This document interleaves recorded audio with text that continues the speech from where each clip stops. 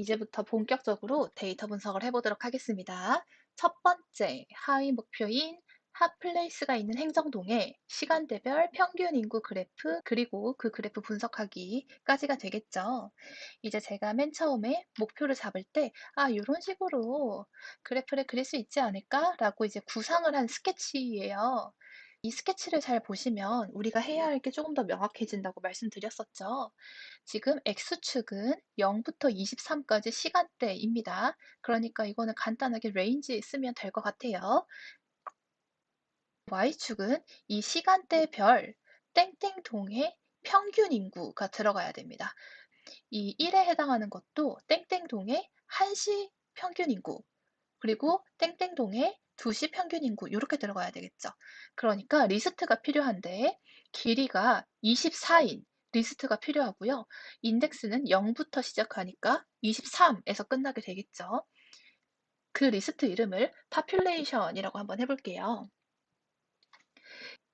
이 population 리스트를 잘 보면 가장 처음이 0시의 인구가 될 거니까요.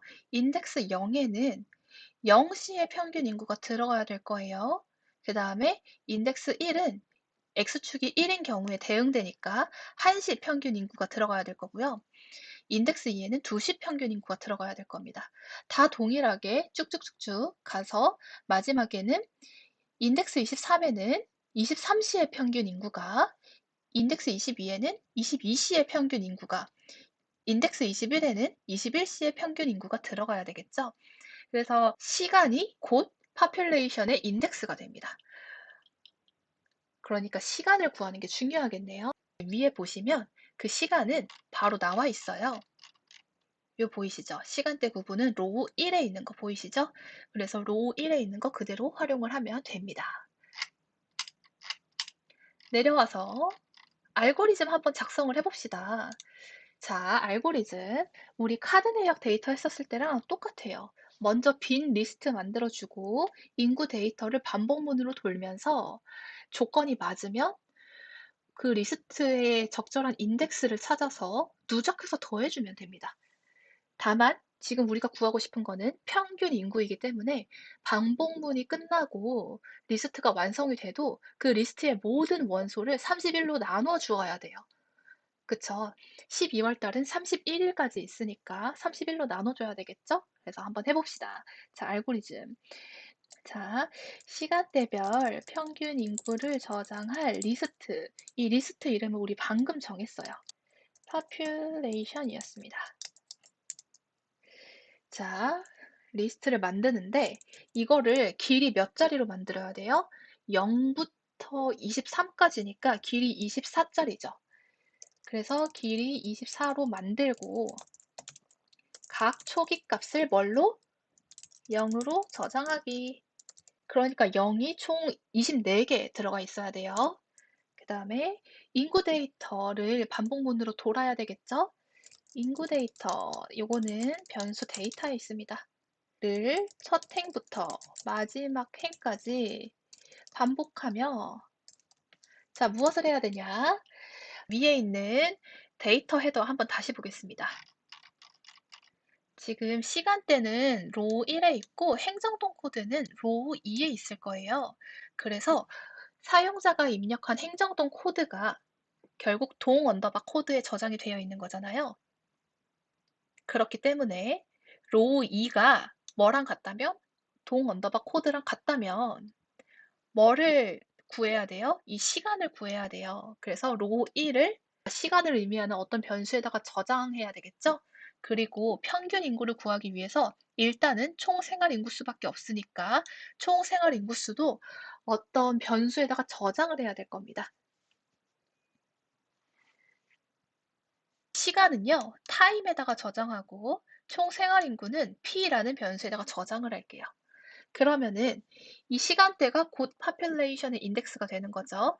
population의 인덱스에 뭐를 더해라? 이 총 생활 인구를 더하면 되는 겁니다. 내려가서 자, 조건이 먼저 필요하겠죠. 모든 행을 다 조작하고 싶은 게 아니고 우리가 원하는 행만 골라내고 싶은 거기 때문에 자, 해당 행은 지금 로우에 저장이 되어 있을 거예요. 해당 행의 행정동 코드 로 2일 겁니다. 로 2와 뭐가 같다면 사용자가 입력한 행정동 코드 동 언더바 코드가 같다면 그러면 이 건만 우리가 골라서 시간대를 자, 로우 1에 있었어요. 이거를 변수에다가 저장해요. 어디에다가? 변수 타임에다가 저장해요. 그리고 총 생활 인구수도 우리가 구해야 된다 그랬죠? 총 생활 인구수 로우 3에 있었습니다. 총 생활 인구수는 변수 p에다가 저장하겠습니다. 자, 그런 다음에 우리 이제 리스트에 적절한 위치에 누적해서 더해주는 게 필요한 거예요. 근데 그 리스트 인덱스가 곧 타임이었죠? 시간이었죠. 그래서 리스트 파퓰레이션에 인덱스 타임 하면 됩니다. 그래서 만약에 시간이 0이라면 파퓰레이션 0이 될 거고 시간이 1이었다면 파퓰레이션 1, 만약에 시간이 16이었다면 파퓰레이션 16에 자동으로 저장이 될 거예요. 파퓰레이션 타임 인덱스에 무엇을 더한다? 총 생활 인구수. 지금 변수 p에 저장이 되어 있죠? 를 누적 합산합니다. 자, 그럼 반복이 이제 끝나면 파퓰레이션이 완성이 될 거 아니에요? 근데 그거는 총 생활 인구수를 모두 다 더한 것밖에 안 되죠. 시간대별로. 그렇기 때문에 그거를 평균으로 만들어주기 위해서는 파퓰레이션 리스트의 모든 값을 뭘로 나눠준다? 31로 나누어 다시 파퓰레이션에 저장합니다. 그 다음 이 완성된 리스트로 시간대별 평균 인구 그래프를 그리면 되겠죠. population으로 완성된 population으로 시간대별 평균 인구 그래프 그리기 하면 될 겁니다. 자, 그러면 요거를 이제 그대로 코드로 작성을 해봅시다. 자, 시간대별 평균 인구를 저장할 리스트 population이네요. population 이렇게 한 다음에 여기에다가 0을 몇 번 넣어야 돼요? 지금 24번을 넣어야 되는데 이거 너무 힘들죠. 오타가 생길 수도 있고요. 그래서 맨 처음에 빈 리스트로 만들고 for i in range로 24번을 반복합니다. 자, 무엇을 반복해요? population에 0이라는 원소를 추가하는 과정을 24번 반복을 해요. 자, 인구 데이터의 첫 행부터 마지막까지 반복하며 그러니까 for row in data 땡땡. 자, 해당 행의 행정동 코드. 그러니까 만약에 로우이랑 동 코드가 같다면 이렇게 되겠네요. if 로우이랑 뭐가 같다면 동 언더바 코드가 같다면 자, 2.1.1 해보겠습니다. 해당 행의 시간대 그러니까 로우 1을 타임에다가 저장을 하래요. 타임에 저장해라. 며칠 로우 1을 자, p에다가는 뭐를 저장해라? 로우 3을 저장해라. 자, 그 다음에 2.1.2 population time의 총 생활 인구수를 누적 합산. 타임이 곧 인덱스였으니까 population 인덱스 한 다음에 time 하고 플러스는 p 하면 되겠죠. 이것도 역시 변수 사용하지 않고 이제 줄여서 하셔도 됩니다. 이건 스타일의 차이라고 말씀을 드렸었어요. 일단 여기까지만 하고 한번 프린트를 해봅시다. population 약간의 시간이 걸린 다음에 이렇게 나오죠. 근데 역시 이게 평균이 아니라서 좀 큰 값이 나옵니다. 115만이 나오고 막 새벽 인구가 그러니까 요게 조금 이제 뻥튀기가 된 거죠. 자, 요 코드도 굉장히 간단하긴 한데요. 더 간단하게 표현할 수 있는 방법이 있어요. 요거를 한 줄로 표현할 수 있고 이 두 줄도 이제 한 줄로 표현할 수 있는 방법이 있거든요. 그래서 더 많은 것을 진행하기 전에 요거 먼저 배워보고 가겠습니다. 자, 프로젝트 단계이긴 하지만 그래도 더욱더 간단히 할 수 있는 부분은 우리가 배우고 가면 좋겠죠. 원래 리스트에서 말씀을 해드리려고 하기도 했었지만 그러면 처음 리스트를 배울 때 너무 많은 요소를 배우게 돼서 인지 부담이 생기게 될 것 같아서 제가 여기에서 말씀을 드립니다. 자, 첫 번째. 리스트 요 세 줄 있죠? 이 population 리스트 만들고 0, 24개 넣는 거 요거를요 한 줄로 줄일 수 있어요. 요렇게 줄일 수 있습니다. population은 자 리스트다 요렇게 되어 있죠. 이게 지금 첫 번째 줄이 이렇게 표현이 된 거예요. 그 다음에 여기 for i인 range 24 있죠? 요거는 두 번째 줄이 요렇게 표현이 된 거예요. 여기 있는 0 있죠? 이거는 우리가 추가하고 싶은 원소가 이렇게 표현이 된 겁니다. 그래서 지금 보면은 이 세 줄이 다 어딘가에 들어가 있어요. 다시 한번 깔끔하게 보면 population은 리스트인데 어떤 리스트냐면 이 레인지에 0부터 24까지 반복하면서 0을 추가하는 리스트이다 라고 이해하시면 됩니다. 그래서 리스트 안에 반복문을 가지고 있다고 해서 리스트 내포라고도 하는데요. 한번 같이 해볼게요. population에 0을 넣어라. 몇 번? 24번을 for I in range. 자, 그 다음 프린트 해서 population 한번 확인해 봅시다. 네, 그러니까 이제 0이 24개가 딱 들어간 게 보이죠? 요거 랭스도 한번 확인을 해볼까요? 24개가 맞아야 되잖아요. 그래서 요거 한번 확인해 보면 역시 24개가 맞습니다. 여기서 하나 더 해볼게요. 0 대신 1을 하면은 population에 뭐가 들어갈까요? 1이 몇 개 들어가요? 24개 들어가겠죠. 그래서 1 한 다음에 print population 한번 해볼게요. 그러면 1이 당연히 24개가 들어갑니다. 1 말고 I 한번 해볼까요? I. 그러면은 I에 해당하는 게 그때그때마다 달라지는 거잖아요. 그때그때마다 달라지는 I가 차례대로 추가됩니다. 자, 그러니까 0부터 24가 차례대로 추가된다는 의미겠죠? 실행. 네, 제가 말씀드린 것처럼 첫 번째에는 i에 0이 들어있으니까 0이 추가가 되고요. 두 번째에는 i에 1이 들어있으니까 1이 추가되고 이렇게 되겠죠. 그래서 이런 식으로 이제 하실 수 있습니다. 자, 그럼 요것도 할 수 있어요. 리스트의 모든 원소를 31로 나누는 것도 한 줄로 할 수 있습니다. 어떻게 할 수 있냐면 population에 저장해라 for i가 아니라 population의 모든 원소를 반복문으로 다뤄보는 거예요. 그러면은 for 한 다음에 리스트의 가장 앞 이니셜인 p in population 이렇게 할 수 있겠죠. 그러면은 population의 첫 번째 원소부터 마지막 원소까지 차례대로 p에 저장이 될 겁니다. 자, 그러면 그 p를 뭘로 나눠라? 31로 나눠라. 이렇게 하면 돼요. 되게 간단하죠? 이것도 프린트한 다음에 population 한번 해볼게요. 지금 population에는 0부터 23이 차례대로 저장이 되어 있어요.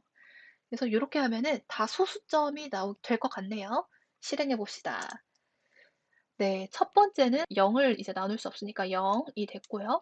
1을 31로 나눈 거 이렇게 됐네요. 조금 더 명확하게 표현하기 위해서 위에서 population에 모두 31이 저장이 되어 있다고 해보고 한번 실행해 봅시다. 그럼 31이 24개가 저장이 되어 있겠네요. 자, 이 밑에에서 이 모든 원소를 31로 나누면 지금 다 31일로 되어 있는 게 뭘로 변경될까요? 1로 변경이 되겠죠. 그래서 요거 실행해 봅시다. 실행. 모든 원소를 31로 나누니까 1.0이 되었습니다. 그래서 이렇게 한 줄로 반복문이랑 리스트 같이 표현하는 거 배워봤고요. 또 두 번째는 요게 있습니다. 변수 여러 개를 만들 때요. 한 줄로 만들 수 있어요. 그러니까 제가 처음에 3장에서 가르쳐 드린 거는 애플은 1200원, 그 다음에 바나나는 800 이런 식으로 가르쳐 드렸죠. 프린트 애플, 그 다음에 프린트 바나나 이렇게 하면은 변수를 각자 한 줄씩 이렇게 만들 수 있는 거였잖아요. 근데 이거 두 개를 합칠 수가 있어요. 어떻게 하냐면 변수 이름끼리 몰아서 써줍니다. 그래서 애플, 바나나 그 다음에 이 변수에 저장할 숫자끼리 오른쪽에 써줍니다. 800. 이렇게 작성을 하면요. 첫 번째 변수의 첫 번째 값이 저장이 되고요. 두 번째 변수의 두 번째 값이 저장이 돼요. 간단하고 직관적이죠? 그래서 별로 어려울 게 없으실 겁니다. 요거를 실행해도 그대로 애플이 1200이고 바나나가 800인지 한번 봅시다. 실행. 네, 여전히 똑같네요. 그래서 이렇게 변수 여러 개를 한 줄로 쓰는 거 활용을 해서 자, 위에 있는 거 복사 밑에 붙여 넣어 봅시다. 자, 요거 세 줄 한 줄로 할 수 있겠죠, 이제. 자, 한 줄로 바꿔보면 0을 계속해서 추가해라. 몇 번? 24번 반복해서 이렇게 되겠습니다. 그래서 요거 두 개는 삭제. 간단해졌네요. 그리고 요거 지금 변수에 저장하는 거죠. time이라는 변수, p라는 변수에 저장하는 건데 요것도 컴마로 연결. 컴마로 로 3 연결. 그리고 밑에 줄 지우면 코드가 간단하게 변했습니다. 실행. 여러분 위에 있는 요거랑 한번 비교해 보시면 완벽하게 같은 값이 나올 겁니다. 우리 지금 여기까지는 총 인구수의 시간대별 총합을 구한 것일 것 뿐이고요. 평균 인구를 구하기 위해서는 population 리스트의 모든 원소를 31로 나누어 주어야 되겠죠. 그래서 population은 자, for p in population으로 population의 모든 원소를 p에다가 저장을 한 다음에 이 p를 뭘로 나누면 31로 나누면 됩니다. 그래서 여기서 이렇게 하고 한번 print population 해볼게요. 실행 해보니까 숫자가 바로 작아졌죠. 37,000, 뭐 35,000 이런 식으로 좀 합리적으로 변했습니다. 이제 이거를 그래프로 그리면 돼요. 맨 마지막 단계.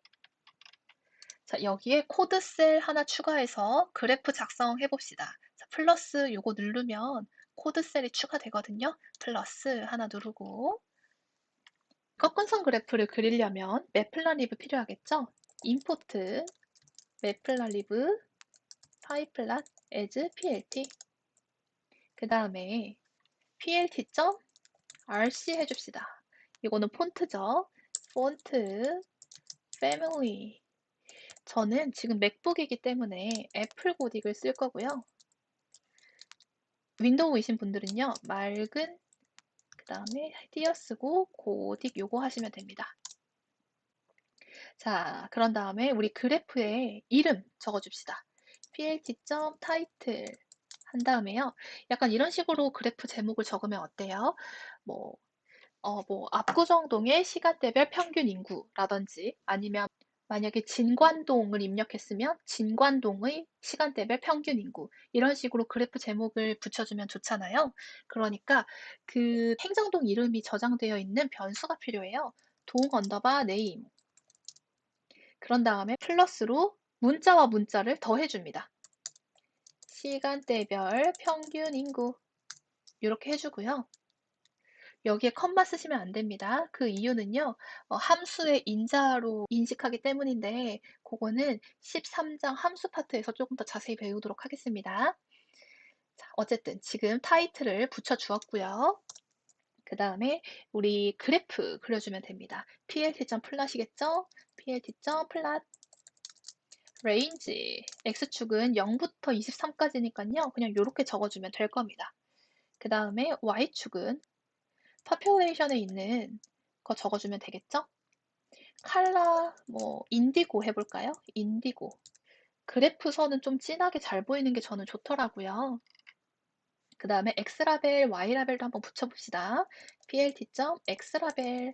자, x라벨은 우리 뭐라고 할 거냐면 시간대. plt.y라벨은 이제 평균 인구가 되는 거겠죠?